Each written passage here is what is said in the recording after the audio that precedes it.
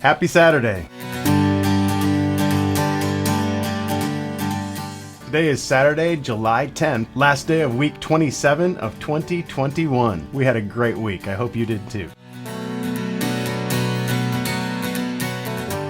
Week started off on Sunday, July 4th, Independence Day here in the United States. We went over to some friend's house. We had a little barbecue and played some games, and then had a great time watching and blowing up fireworks. Well, the kids had a great time. I pretty much just sat behind the camera and tried to get some of it.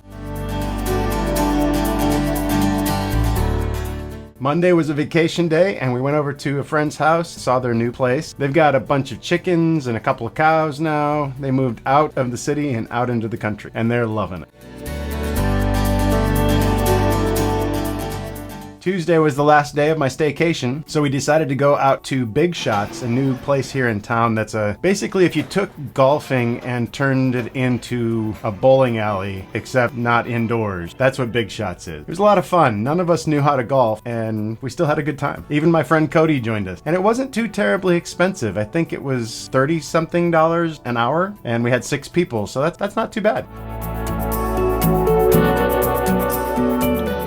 After going to Big Shots on Tuesday, Ben had 2 baseball games, and they had a whole lot of fun. Their season is getting close to the end now, and then he'll have a little break before fall baseball starts up. Of course, he's also going to be in marching band this year too, so he's going to have a lot on his plate. But it's always better to be busy than bored. All the times that I got in trouble, I was bored.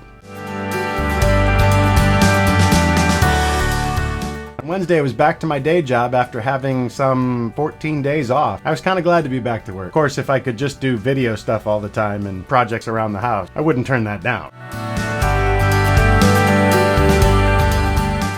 On Wednesday for work, I had an online training that was about workplace intruders. Of course, this is a very serious topic of if you were to have an intruder in your office building that was, say, for instance, firing a gun around and trying to hurt people. But I work here at home, so the chances of me having a workplace intruder of that kind, pretty rare. So I thought, what if I just use some of the techniques for my teenagers when they're intruding while I'm working? I can't do the first 2 things that they recommend, run and hide, but they do say if you can't run and you can't hide, you need to fight. And one of the things they said to fight is to pick up something and throw it at them. So I thought, I could probably do that with my teenagers. Not something heavy, of course. So I waited so I could give it a try. It worked out pretty good. Thursday, I was thinking about work that Farley and I are doing for his paintings. So far, a lot of the video that we've done has been just on our iPhones, and that works pretty well, but we'd had some situations where we would record a bit of his painting at one point and then record another bit of it later, and we'd have some discrepancies in the color, the white balance, or the exposure, and that sort of thing. So I got to thinking I needed to find a fix for that. Do you ever find that the first fix you think of often is the most complex or most expensive? So my first thought was, then we just needed to get a really good camera where we could dial in the settings and keep them always set to the same exposure, same white balance, all of that. And I had mentioned that to Farley, and then suddenly on Thursday I realized there's apps on our phones that do exactly that, where you can save all the settings. In fact, I already have one of them. Filmic Pro has memory settings in it, and the latest update of Filmic Pro allows me to save all the settings that I need to make that consistent. So instead of spending I don't know how many hundreds of dollars on a good camera like I was thinking, we can spend just $15 on Filmic Pro, or at least that's what it cost when I bought it a while back. But even if the price has gone up, it's still not going to be that expensive. So, silly me, the simpler solution was right there, and I went for thinking about the most expensive, complex solution.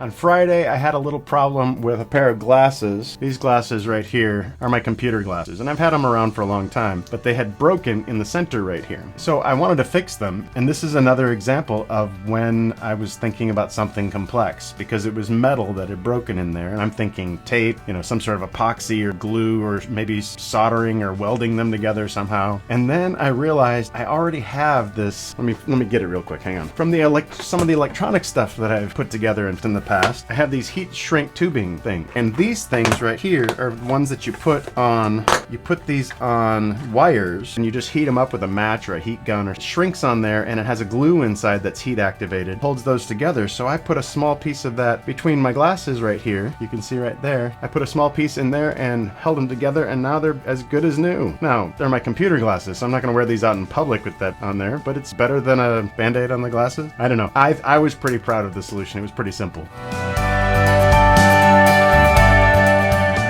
And that brings us up to today, Saturday. Ben had a baseball game early this morning, so it was a little difficult getting him out of bed at 8 o'clock on a Saturday morning so that he could get out to his game in Rogersville. But they had a good time. This was their last game, and they won, so they were really happy.